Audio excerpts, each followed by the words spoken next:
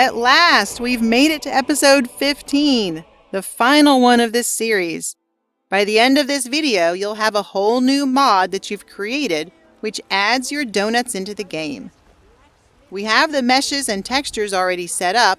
We did that last time, and now we need to install them and add a plugin to tell the game to put this new model into Skyrim. Before making a plugin, you'll usually want to first install the meshes and textures via your mod manager so that they can be seen within Skyrim's data. This is very easy. If you use MO2, just drag the mod folder that we made in video 13 to wherever MO2 keeps your mods. Then relaunch MO2 or hit refresh up here in the little tools menu and enable the new mod so that these files will be loaded. If you use Vortex, drag and drop the mod folder that we made in video 13 into this box at the bottom of the mods page. Let Vortex do its thing, and then make sure the new mod is enabled and that Vortex has deployed all of its enabled mods. So now our model and textures are visible to Skyrim's engine, but it still doesn't know that it should add them into the game itself. This is what plugins are for. One point of clarification here, if you are only making a replacer NIF or replacer textures, you do not need a plugin. You would simply give those files exactly the same name as the original item and put them in exactly the same folder structure, and as long as they load last in your mod manager, the replacers will overwrite the other item. But when you want to add a totally new item to the game, you have to make a plugin. For making plugins, you can use either the CK or SSE Edit. I personally vastly prefer SSE Edit for adding simple items like this. However, the CK has some added functionality like a render window, which makes it by far the best option if you want to hand place things in the world. We're going to put our donuts at Carlotta's stall in Whiterun, so the CK is our tool of choice. Before we start, please note that you're going to want a mod or two to help your CK function properly. I talked about this in video number 1, and you can see the link on the screen here or in the description to skip right to that timestamp if you'd like a reminder. Okay, let's make our plugin. We're going to do this by copying a vanilla record, changing it to be specific to our donuts, and then saving the edited record as a new ESP. Launch the CK via your Vortex dashboard or your MO2 executables list. When it opens, there should be one main window and then 3 separate panes that you can move around: the object window, the render window, and the cell view. And you can arrange these however you want. When you're ready to move on, go to File, Data, and tick the box for the Skyrim ESM by double-clicking on it. Then click OK at the bottom of the window and wait while everything loads in. We're going to use a plate record as our template, which means our donuts won't actually be an edible item. If you want to be able to eat them, then you would need to choose a food item to copy instead. In the filter box at the top, type in the name of the item that you want to copy. I will type in plate, and you can see we get a lot of options since the word plate is part of many records. We want the plate clutter item, which can be found in the miscellaneous items section, so find that in the object window and select it. I'm going to use the glazed plate 01 record, so I double-click on that and the record will open up. Here I'm going to change the ID reference, which is not the in-game name, and I'll call it Tutorial Donuts 01. And then I'll change the name, which is the in-game name, and I'm going to put Plate of Yummy Donuts here. I'm also going to edit the weight to 1, and then I'm going to put the value at 15. We'll leave these other things the same as the plate, but we need to change the model to point to our donuts. Click Edit, and then hit Edit again in the pop-up. The Meshes folder will open by default, which is good since this is where our model needs to be. scroll down and find the mod folder that you installed earlier, which is Tutorial Donuts for me, and then open that up and find your NIF inside. Select it and hit Open. You should see it in the viewport. If it does not look right here, then it probably won't look right in the game either.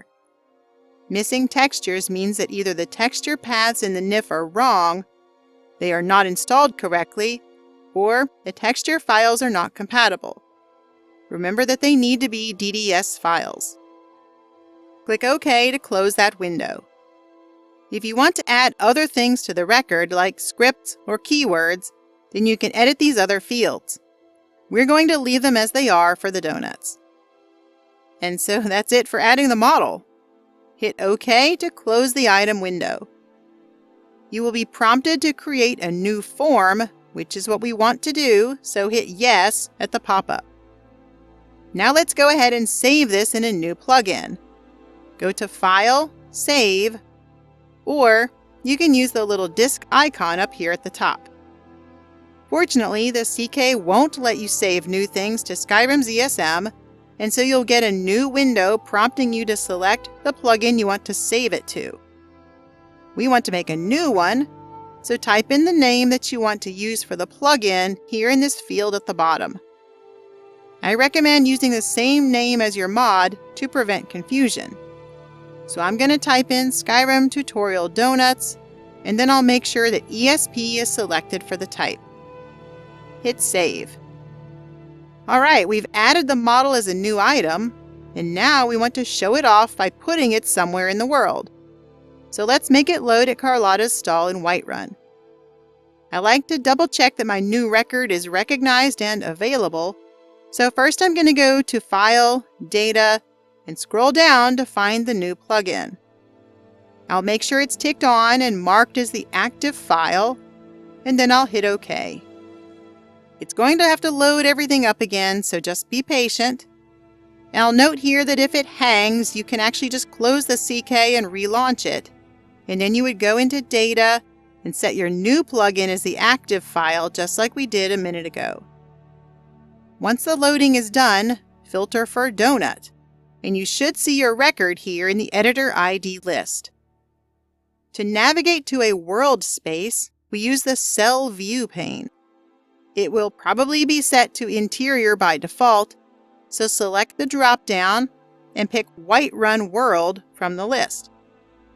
Then double-click on Whiterun Plains District 03 in the list at the bottom. Now getting around in the CK is pretty weird at first, and I'm a bit rusty, so apologies if this is not as smooth as it should be. My good friend and now AU teacher Mies shared this great cheat sheet for keybinds that should help if you're not familiar with working in the CK. Use the middle mouse button to pan around and Shift to rotate the camera. And then you can scroll with your mouse wheel to go in and out.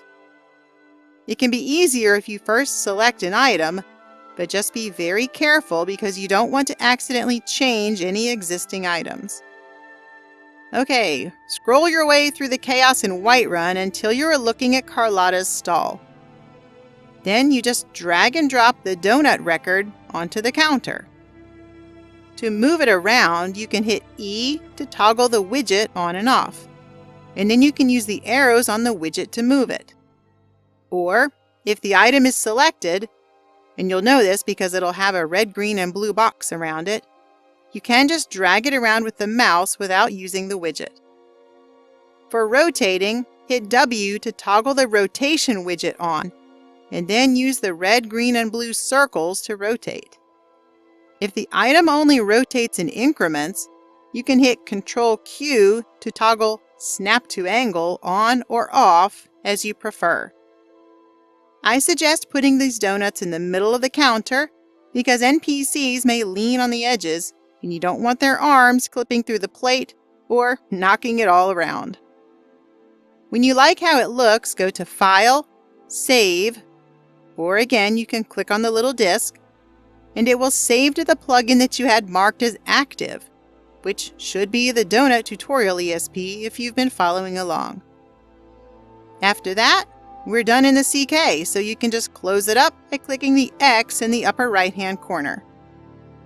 When you make a new plugin, whether it's through the CK or through SSE Edit, it will be saved by default to either Skyrim's data folder if you use Vortex, or to the overwrite folder if you use MO2.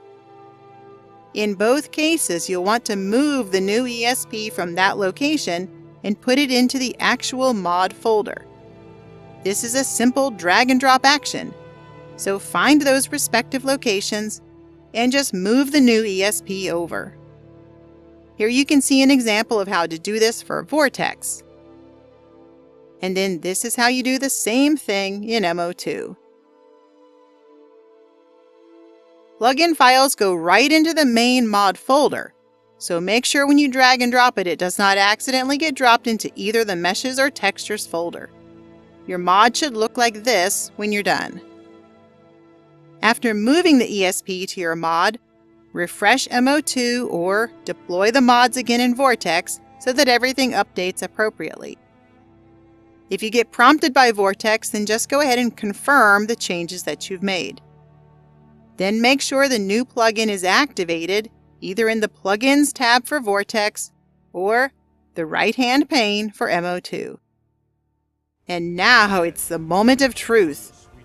Load up Skyrim, make your way to Whiterun, and check out Carlotta's delicious new offering. You should see the donuts right there at her stall.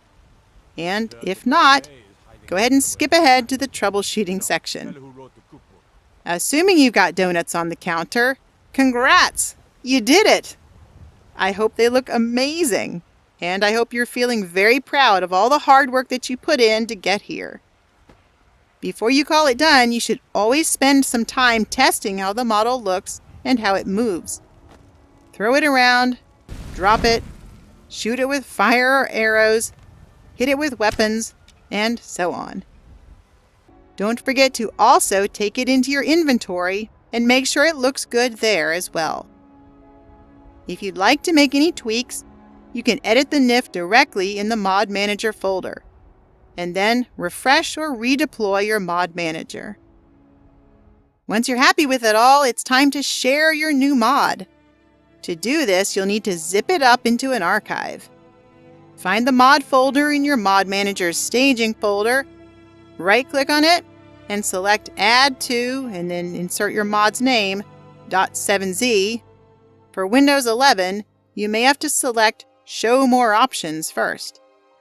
The zipped archive will be placed in the same location as the main folder, probably at the bottom of the list, so you can just find it there and move it out and put it wherever you want to keep it, and or upload it for others to use.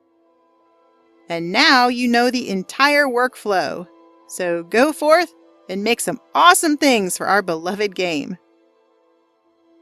Now, if your donuts did not appear at Carlotta's stall, here are some troubleshooting tips that might help. Please note that this is not an exhaustive list. You should first make sure you followed this tutorial exactly.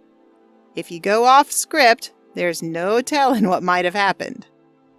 If you don't see any donuts at Carlotta's stall, there can be a number of reasons. First, if you only see a red blob with a white exclamation point, it means that Skyrim cannot find the model. So check that the NIF is in the right place and that you pointed to it correctly in the plugin. Similarly, if the donuts only appear as a light purplish colored thing, it means Skyrim can't find the textures. Check the file paths in the NIF, and remember that the path needs to be relative to Skyrim's data folder, not an absolute hard-coded path to your C drive. If you see nothing there at all, then try loading the donuts up using the console. If you can't find the donuts listed in the console, then the record is simply not loading at all. In this case, first check the version of your plugin, and make sure it's not 1.71 if you are using a Skyrim version prior to 1130.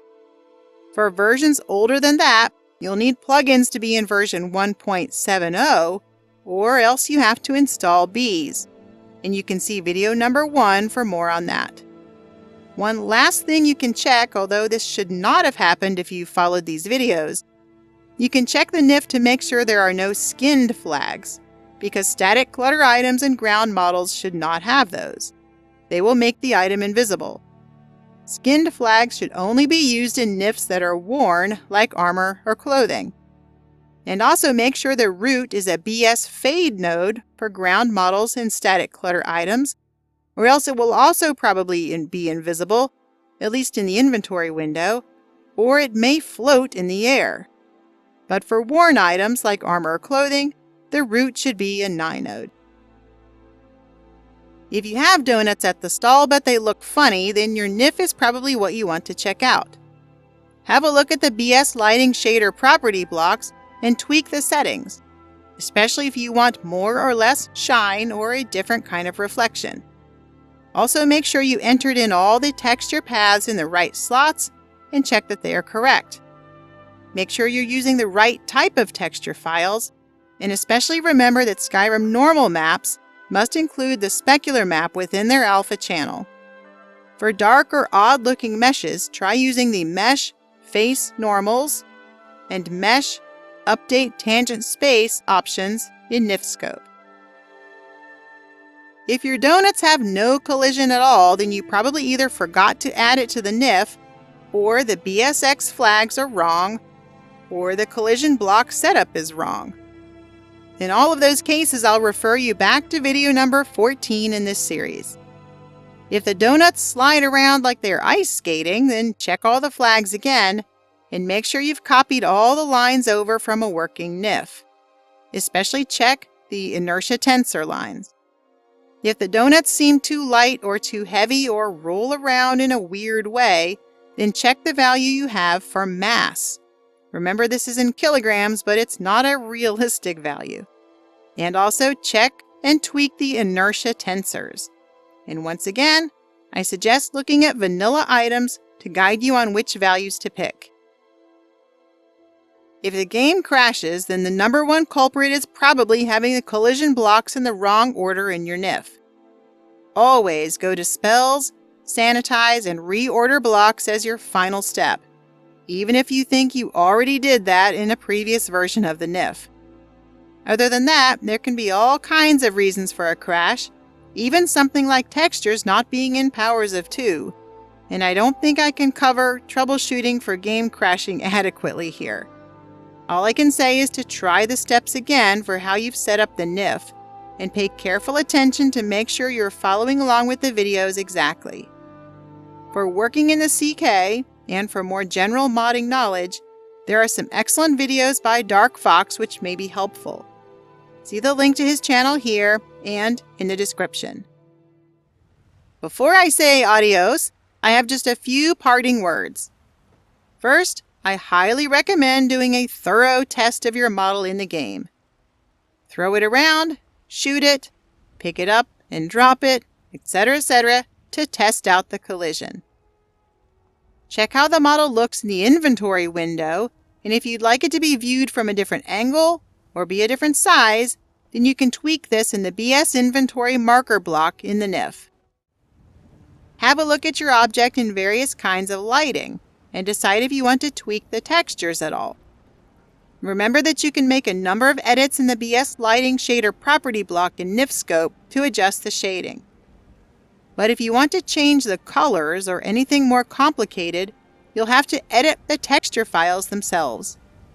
This means either using 2D software like GIMP or Photoshop, or even going back into your 3D texturing software to make changes at the source. If you intend to release your mod for others to use, be sure to clean the plugin.